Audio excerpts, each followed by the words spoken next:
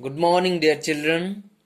Today I am going to teach you about animation and transition from Computer Chapter 5.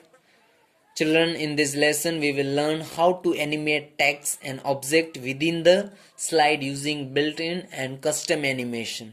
In our previous class, I have explained you how to create new presentation in MS PowerPoint 2007. But in this lesson, we will learn how to animate text and object within the slide.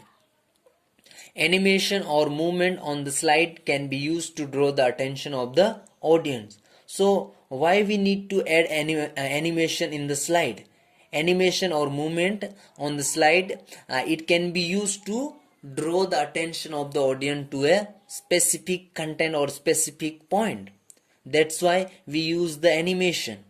Or it also to make the slide easier to read. So it helps the audience to read easily. Let us learn more about it, children. Animation. Now, what is animation? Animation are effects that make the object of a slide such as text, image, etc. move, appear and disappear. So animation are effect.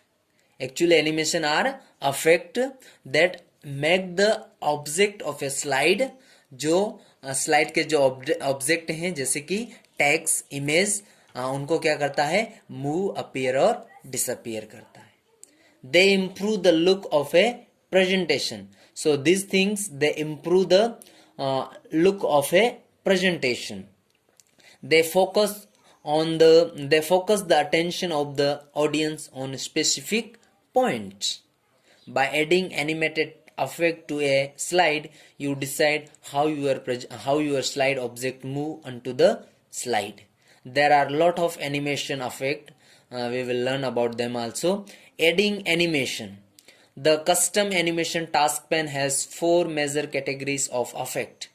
So custom animation task pane has 4 major categories of effect that can be used to create an animation. These effects include entrance, emphasis, exit and motion path. So these are the 4 major categories of effect. First, entrance animation.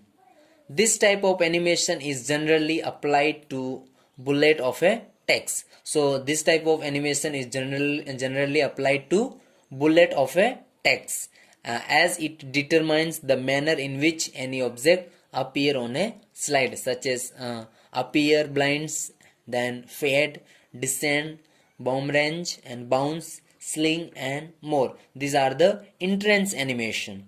So what these do, they generally apply to bullet of text, and it determine the manner in which any object appear on a slide. Then second one, emphasis animation.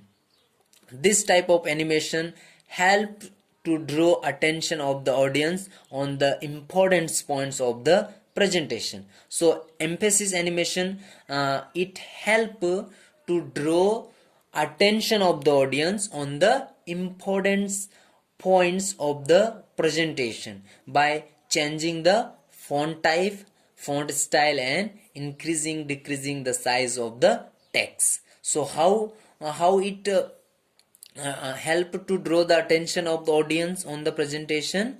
By changing the font style, font type and by increasing and decreasing the size of the text. Through this it helps to draw the attention of the audience on the important points. Then now, exit animation. This type of animation determines the manner in which any object disappear from a slide. So this type of animation or exit animation determines the manner in which any object disappear from a slide. So it determines in which any object disappear from the slide. We can apply different effects such as disappear, blinds, pick out, erase out, spiral out and others. So these are the some exit animation. So generally what it decide or what it determines, manner in which any object disappear from the slide. Before first entrance animation we have studied that it generally applied to bullet of a text, as it determined the manner in which any object appear, but exit we studied that in which any object disappear from the slide. Then fourth one is motion path.